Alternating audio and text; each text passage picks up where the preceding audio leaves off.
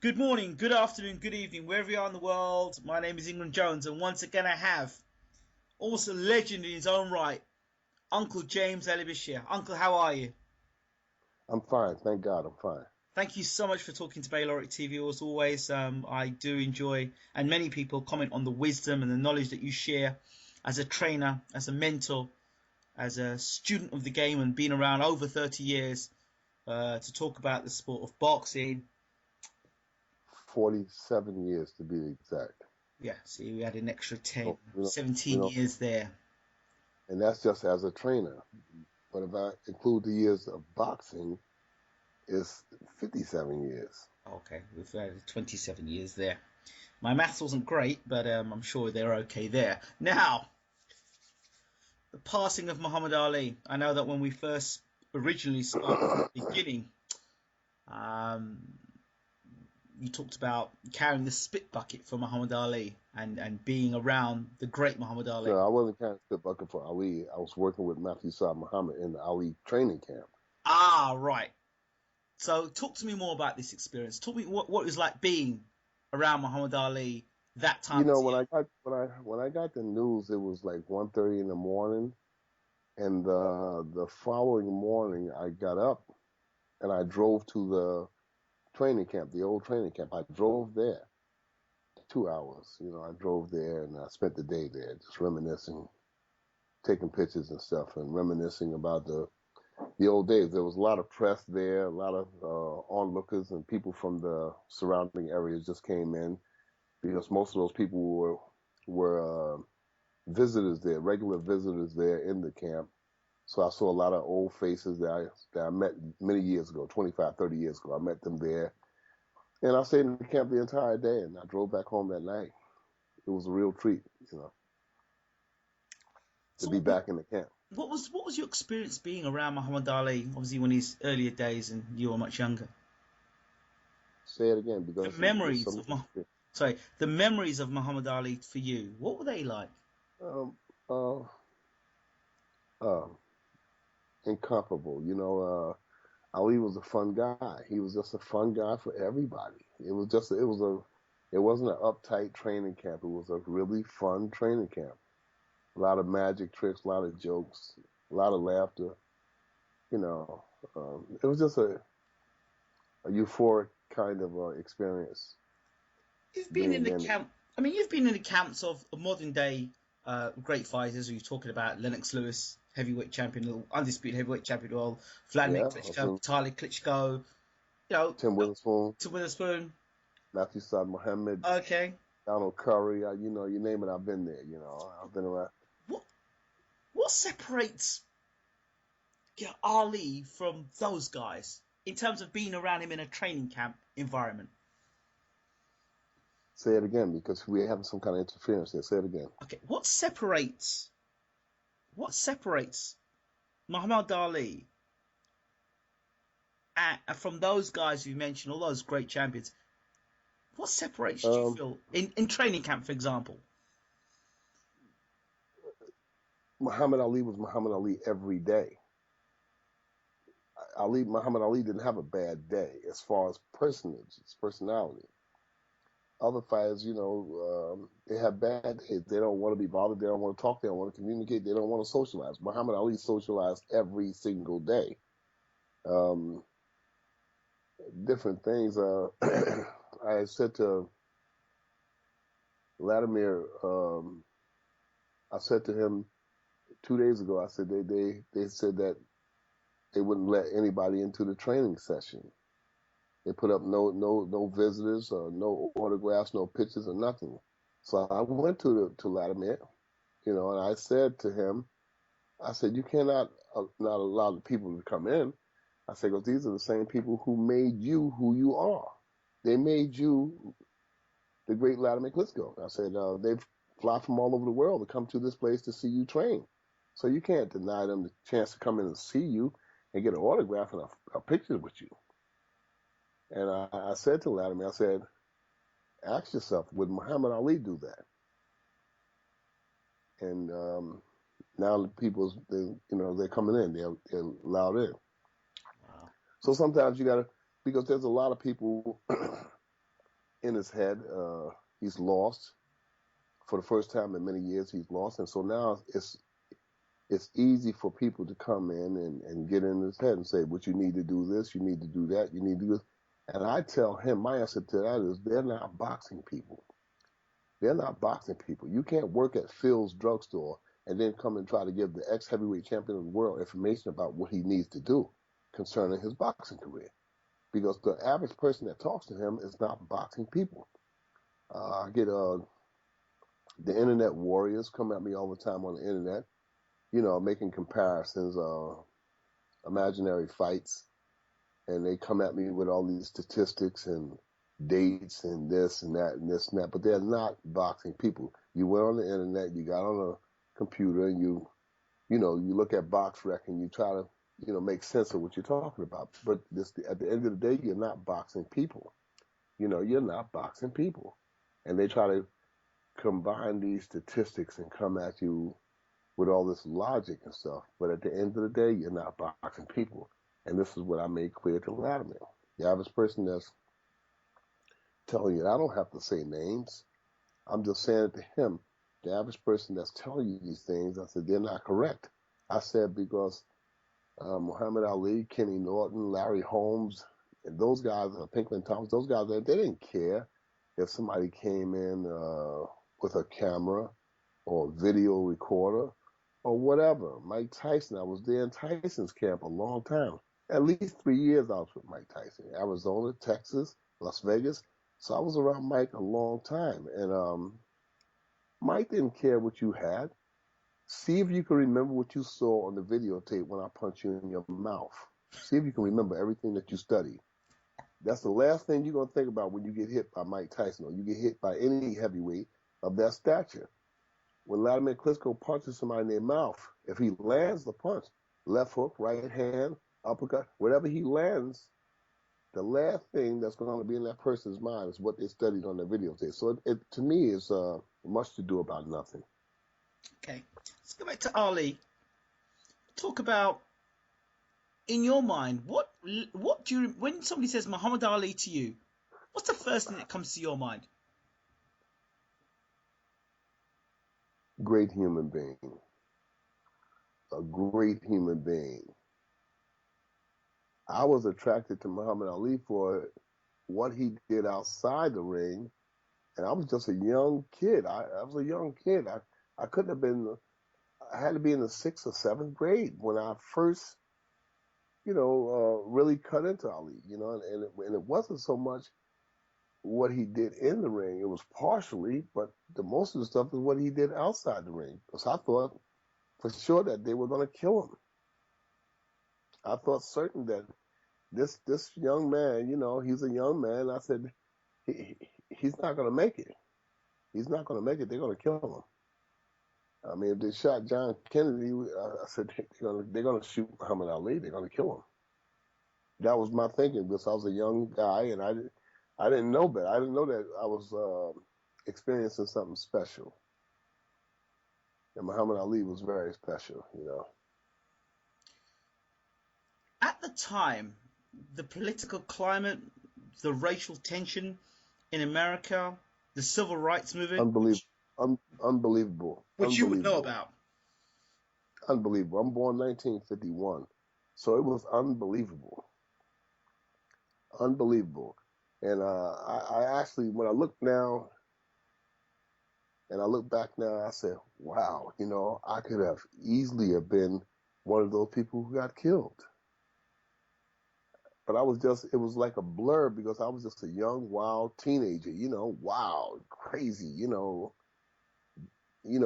daring, just daring, and I look back now and say, I must have been out of my mind to think that I could challenge the authority, the authority of that time, but I did.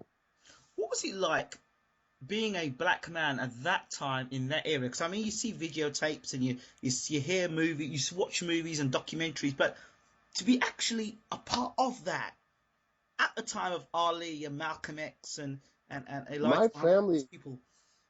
my mother was the oldest one, I believe 13 children. Mm-hmm.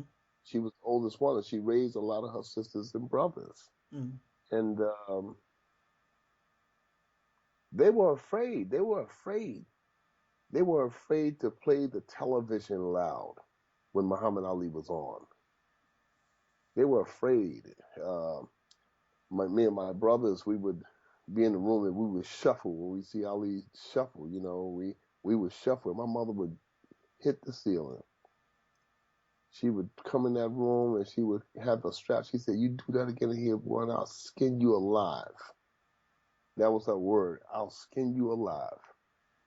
I said, and that's really harsh. You know, if you do that in this house one more time, I will skin you alive. They were afraid of Ali. You know, they used to call him a big mouth fool, and you know, don't be doing what he does, and he'll get you in some serious trouble. You know, the typical oppressed Negro mentality. They, you know, because they come from an era before I came, and they didn't know better. You know, but they didn't want to associate themselves, my aunts and uncles and stuff, they didn't want to associate themselves with Ali during that time. They were very scared. They were very, very scared. It was a frightening time. How much do you believe that his faith in Islam and being a Muslim shaped Ali's life? Oh, tremendously. Tremendously. He wore his religion on his forehead. You know, he wore his religion on his heart. You know, you could see it. That really pushed him. That really, I mean, whatever he was prior to him becoming a Muslim, it just excelled after he became a Muslim. He wore his faith on his heart, on his forehead. He was just out front with everybody, and that's what attracted me. That attracted me so much. And when he would talk, I would be saying under my breath, "That's it. Tell him. That's right. Tell him." You know, I would be saying it. I didn't dare say it out loud around my aunts and my uncles. I didn't dare say it out loud, but I would be mumbling under my breath, "Yeah, tell him." You know. When I was young, they said, "You don't know what you're talking about. Keep quiet and don't say nothing." So for Ali to stood up and said the things he was saying as a black man in that era, at that time. Oh man, it was tremendous. It took tremendous courage. You know, the young people now who use this, you know, using the N word as a term of endearment, or they try to dismiss it, you know, by saying, "Well, he didn't do that much," you know, and it was tremendous what he was doing at that time, because the average black man or woman didn't have that kind of courage to do that. What Dr. King did at that time, what Elijah Muhammad did, all of those people who came out at that time, uh, they were just a step away from getting a bullet. You know, it was so easy to kill a person at that time.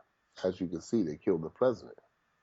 So why was it they didn't take out Ali? Because I mean, he was doing a lot of talking. I think they realized, first of all, I think it was the will of Allah. I Yes. think it was the will of Allah that he survived that time. That's the only explanation, really. And the fact that if they had taken Muhammad Ali, America probably wouldn't exist now. It would have been mass riots, mass mayhem. It would have been out of control. They would have burned America down. And I think the powers that be knew that. That's why they didn't kill him. Wow. I think they wanted to. I think they wanted to make an example out of him. I think they wanted to. I think they wanted to kill a few people. I think they wanted to kill Elijah Muhammad too. I think so. In my opinion, those people were saying and doing things that, that a big mouth Negro shouldn't be doing. So that's I really feel that. In terms of the fights, one of the fights that come to mind in particular is his 3 fights with Joe Frazier, and then some of the things he said to Joe Frazier back then. If we, like, he said some cruel things to Joe, but I think some of it was anger, some of it was emotion, and some of it was just pumping the fight. I think that if everybody said he shouldn't have said the things he did, he shouldn't have did the things he did to Joe Frazier. But if each and every one that says that he shouldn't have did this or he shouldn't have did that, I asked them to go back and examine themselves in their 20s.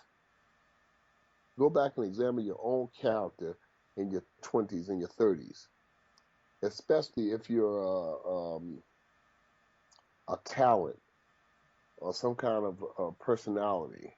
Go back and examine yourself in your 20s and your 30s, and suddenly you're an Olympic gold medalist. You have hundreds of thousands of dollars. You're bound to have made mistakes. You're bound to have done things that you look back 40, 50 years later and say, I shouldn't have did that. I shouldn't have said that. So it's nothing to me. He just made some mistakes, and I'm sure that he repented for those mistakes. Floyd Patterson, What about him? the fight he had with Patterson. Well, Patterson, in my mind, was too little for Ali anyway. Too little, too everything. He was just too slow, too little. That Ali was going to beat him. The Liston fight. I think that Ali was genuinely nervous about Liston. But I heard him say one time that, the guy said, are you really as great as you think you are? He said, sometimes. He said, in the times that you're not, he said, I just fake it. So I think he pushed himself through the first Liston fight. But after he got past Liston, the first fight, he knew that he had his number. He knew he had his number, so came back and got the second fight. They said it was a mystery punch, but they can't say yay or nay on it because the punch landed. You don't know what was on that punch. They said the mob did this and it was a dive and the punch landed.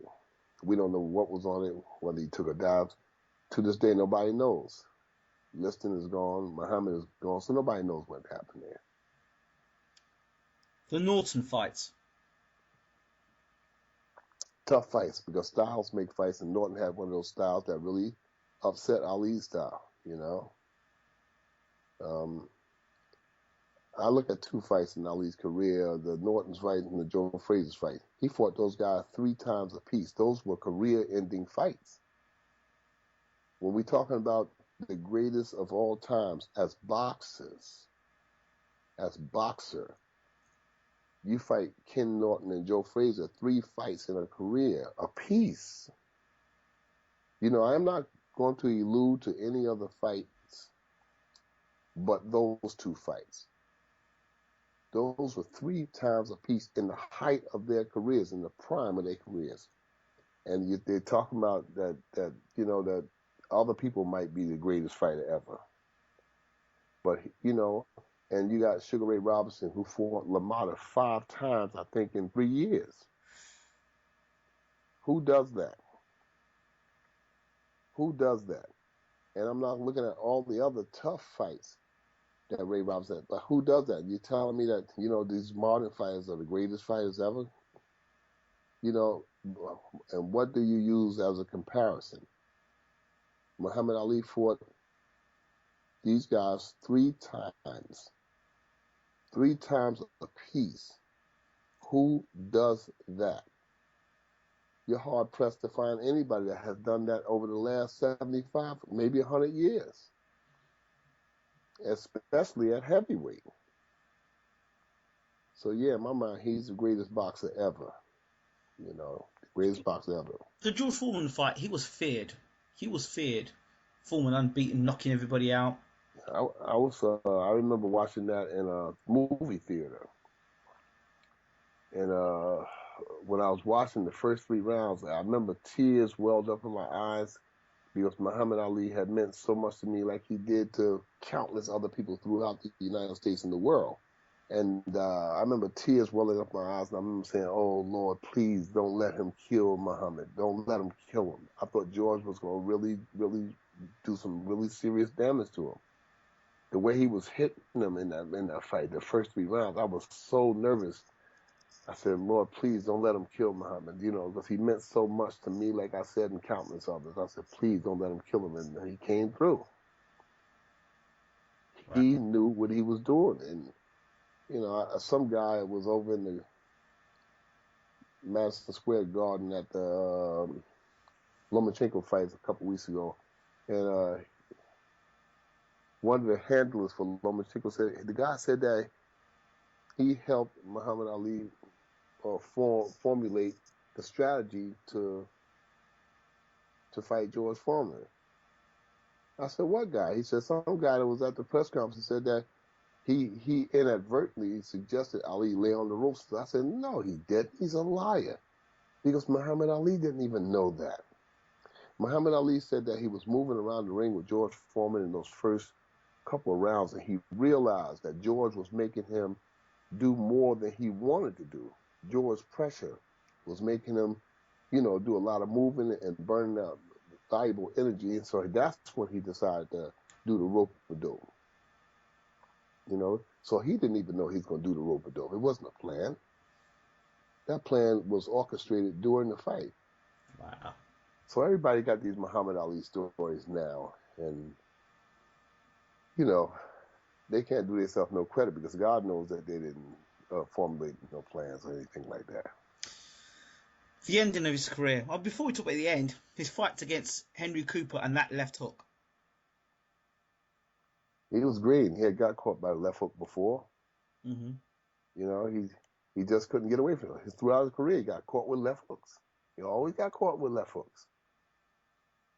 Always got caught, couldn't defend against it.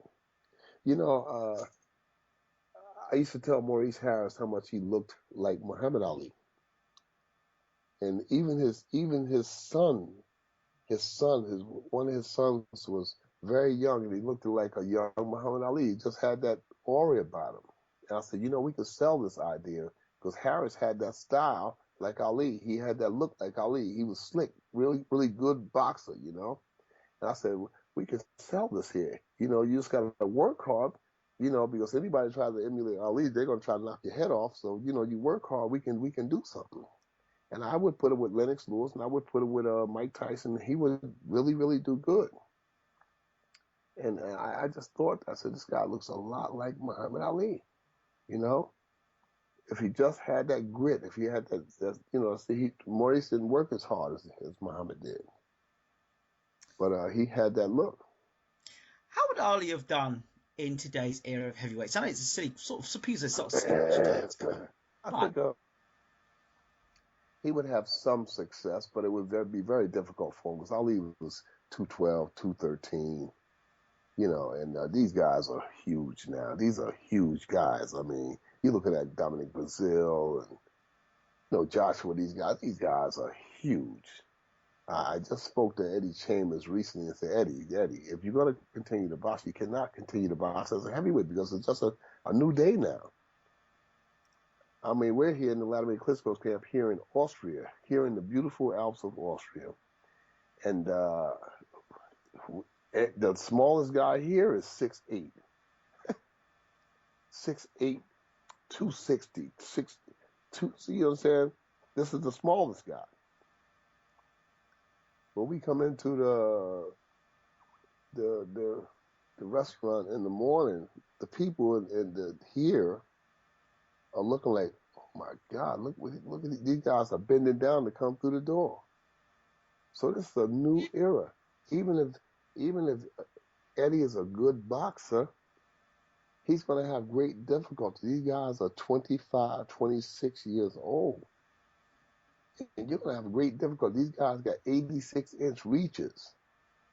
They're 260, 270, in shape. They're not sloppy. They're in shape at this weight. I said, this is just too much. So you take it. We take an Ali in this era with the modern technology and training and stuff. I mean, we look at Evander Holyfield. He fought giants and did well. Yeah. But not. It's not. I mean, Nikolai Valuev, a fight that for Evander Holyfield won. Mm-hmm. Valuev was a big guy, but he was uncoordinated Yeah. and he couldn't punch. Riddick Bowe, I give Holyfield a lot of credit for those fights with Bowe. Yes. And I think he got stopped in the last one. Yes. You know, Bowe stopped him in the last one. But he dropped Bowe first. Yeah, he dropped Bowe. Because Holyfield was a tremendous talent. Holyfield's a guy that wanted to be in that ring. And that mentality of a boxer, and I tell boxers this all the time, I can see a guy that's going to be successful and a guy that's going to be unsuccessful a mile away. There are different attitudes. I say this guy's going to be a good fighter. Evander Holyfield wanted to be in that ring. He loved being in that ring, and that's what made him such a great fighter. Because he didn't go training with regrets. He wanted to train. He wanted to be there, and that's what made him so great. The other guys that do it just for money, they don't do it for glory or for pride. Evander Holyfield just said, "This is my place. This is where I want to be at." But having said that, he went against Valuev and Riddick Bowe. Everybody else was bigger than him, but they're not so much bigger. Not big like Dominic Brazil, Anthony Joshua, Vladimir Klitschko, Vitaly Klitschko. These guys are huge. And people don't realize that until they're standing in their presence next to them. When you're standing next to them, I said, these guys are huge guys. So a guy like Eddie Chambers, standing next to these guys, I said, man, you're fighting uphill. You're fighting an uphill battle. You need to lose weight. And when I say lose weight, I don't mean go to a dietitian. I mean, you need to get in the ring and box your way into your weight. Box your way into it. That's how you be a cruiserweight, because you're not going to have much success. And these guys are coming young now.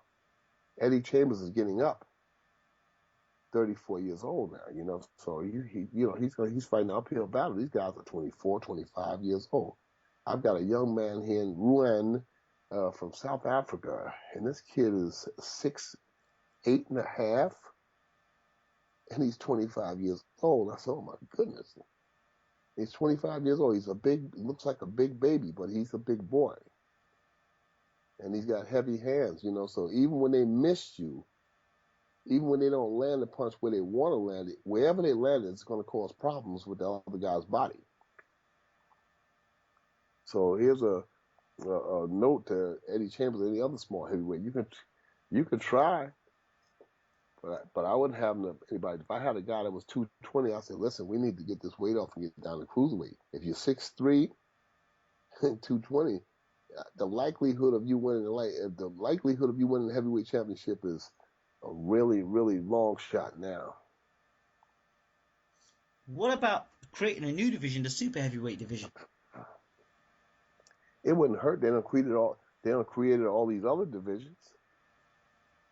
It wouldn't hurt in my mind. It's just more money for the boxers. I want these guys. I really care about boxers because they go through a lot of stuff, a lot of emotional, spiritual stuff, and I like to see these guys get out of the sport and have some money and invest their money wisely, which most of them don't do. But I still wish the best for them, and I like to see them get out of this business and have some money in their pocket. Don't squander it all on stupid investments and stuff, But creating another division wouldn't hurt the division, I don't know what's the problem. You got the junior this, the junior that, the junior flyweight, the junior bug weight, and this day. You understand? I'm so confused now. This is the super flyweight, and the super welterweight is junior middleweights. Yes. What do you mean super? I don't know. Junior middleweight. It's a junior middleweight. Light middleweight. Light middleweight is even better. Exactly. That's how I remember it. Middleweight, light middleweight. That's it. Super middleweight. They got the super, these people come up with these yuppie people that they never threw a punch in their But life. their lives.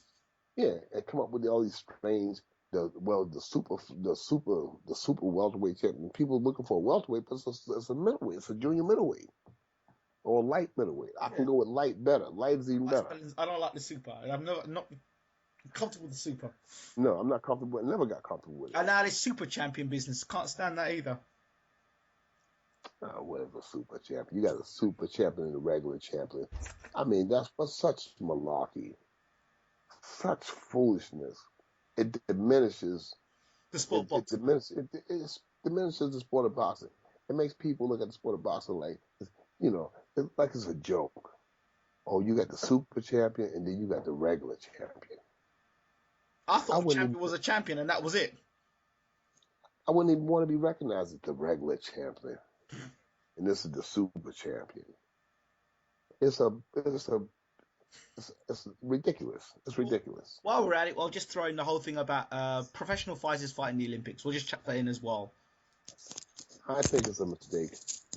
I don't like it. I'm not one. I wouldn't throw my hat in the ring on that, I think it's a big mistake. I think that also will diminish the sport because you got guys that have been professionals for years. You're fighting young kids that's just coming out the gate, and you want to bring some guy back, got 40, 50 professional fights to come back and fight a kid that's only fought 3 or 4 rounds. Come on. I'm trying to figure out where are they going with that. How can they validate or justify that happening? Well, I could see that happening the minute they took the head guards off. That's us. When that happened, I thought, right, this is where we're going. Yeah. It's nonsense, though. I'd love to know who the bright spark is that came up with the idea. I really would love to know who it is. It's, the WBC said that anybody that gets involved with it, we'll strip you from our rankings. The IBF said the same thing as well. IBF said the same thing? Yeah. That they will strip? Yeah. Yeah, they shouldn't. It's a joke. It's a farce. I think the governing bodies of each country should start jumping in and saying the same thing as well. How could you put a guy like Pacquiao in there with some young kid that got 18 fights? But you know what? Do you know what? If it happened, I'd love the kid of 18 years to knock him clean out. I would love that. But just to teach you, what are you doing in that ring? It's just too much to contend with. The average 18-year-old, the average 18-year-old, the average 20-year-old, they'll see these professional fights in there and they'll be in awe. Of course. Even here, when they get in the ring with Vladimir Klitschko, these guys are in awe. I don't care what I say to them. I don't care how much pep talk I give them outside the ring. I said, look, this is just another guy. But when they get in there and that bell rings, they said, holy shit. This guy, the South African kid said, he said, he grew up with this accent. He said, I grew up and I watch you on television. And then the bell rang and I said to myself, oh shit, it is him. He's going to hit me. He said he's going to hit me. You know what I'm saying? I just finished giving this guy an hour and a half lecture on what to do. He says, when he came in the corner, he was breathing so hard. He said, I'm sorry. He said, I was watching this guy on television. Now he's trying to hit me. But imagine that. You've been watching Guy for years, watching him from a distance on a television set, and then now you're sparring the same guy, and you're not watching him. He's now clouting you with big right hands. He came in the corner. He said, this is him. This is the guy I've been watching. Now I'm feeling him. Yes. And he hit him in stars. the stomach. He punched him in the stomach. He said, holy, holy, holy. He said, I couldn't believe it. He said, all night long I thought about that. He said, I couldn't believe how hard he hit me. I said, yeah, well, this is the hurt business. He said, if I didn't know that, he said, I understand that now. Wow. When you put it in that perspective, I think a lot of people that have never boxed before, that have such an opinion, when you get clouted once or twice, it does change your whole perspective. The first time that Richard Towers came and he got knocked out. Yeah. I leaned down and I eased the mouthpiece out of his mouth because he's biting down the mouthpiece hard, and I just relaxed and said, I want to take your mouthpiece out, so don't bite my finger, because I felt how hard he was biting down on the mouthpiece because he had been knocked out. Yeah. So I just eased him down, put some water on him. I said, open your mouth. I just want to take your mouthpiece, but don't bite, because they still on it. So he said, no, I'm all right, I'm all right, I'm all right. And he asked me something, is that my feet? I said, that's your feet. He said, what? I said, you've been knocked out. He said, oh, man. He was dejected. He said, what? I said, you got caught? And, a guy like Richard Towers going down, that's a long way down. At 6'8", that's a long way down. And he's upset with himself. But he's come back twice to this camp since then. And now he's the most valuable sparring partner that we have. He's a very valuable sparring partner because he looks just like Tyson, his movements and stuff. But we got some other big young guys. We're coming along really good. We got some really good sparring partners. Okay. In closing on the Muhammad Ali theme, there was a few things that I saw that were pretty disturbing. First of all, Bill Clinton speaking at his funeral. That puzzled me. I couldn't imagine Ali being alive saying, of all the people in the world, want to speak at my funeral. The same day they had that whole gathering, the same day I was on the plane to come here. Right. So I couldn't make sense out a lot of things. So I'm not going to even comment on it because I don't understand why a lot of things happened and why a lot of things didn't happen. So it's best for me to stay away from it because I don't know. Okay. In closing on Muhammad Ali, his fights against Trevor Berbick, Larry Holmes, your thoughts? I thought that the Trevor Berbick fight, the Larry Holmes fight, even the George Foreman fight, I don't think those fights should have happened. I don't think those fights should have happened. It should have been somebody there. It had to be somebody there to step up and say, no, we're not going to do this no more. It's over. It's done. Out. Now, his problem with Parkinson's, they said that most likely he probably still would have had Parkinson's. But I don't think those fights were great contributors. I don't think that he needed to fight them. I think after the Spinks fight, in fact, after he reclaimed the title for Spinks, I think he should have just walked away. Looking back on different fights, 20/20 hindsight, you look back on different fights, I think that Roy Jones should have walked away after he beat John Ruiz. Shane Mosley could have walked away at any number of fights. You just look back, boxing is a very tough sport.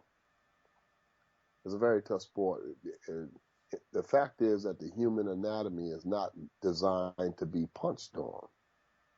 And then you got somebody hitting you in the training camp. I mean, I'm looking at Vladimir, what he's going through here in this training camp. The rigors of training camp, people don't see what these sparring partners are doing to these guys to get these guys in shape. These guys are hitting Vladimir. I'm saying, geez, I said, man. And he does this day in and day out, year in and year out. How could a person be the same? One of the kids made a mistake and punched me in the arm 2 days ago, and I still feel it. I'm saying, dude, you got to hit. This is the middle over here. Don't hit me. Please don't hit me. I'm here to help you. I can't help you if I'm in a hospital. Shit. Come on, man. You got to watch me. You know what I'm saying? I still feel it. And so I can imagine what Vladimir Klitschko and the other fighters must go through, because I haven't been hit in so long, it seems foreign to me. When I was boxing, it was the norm. You had an ache here, and a pain there, and a pain there, but when you haven't been hit a long time for so long, and then you get hit, I said, oh, God. So just for him to come out of retirement and fight George Foreman, after all, I think he was out 2 years with him before he fought Foreman. And man, just to come back and go to a training camp to get prepared, it's tough. It's tough because the human anatomy is just not designed to be punched on. So, in closing, on Muhammad Ali, your final words on the great man? We'll miss you. We'll miss you. That's all. We'll miss you.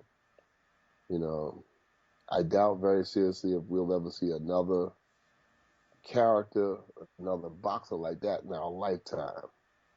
You know, yeah, somebody might have a quick jab on some movement that looks like him, but I'm saying the whole package.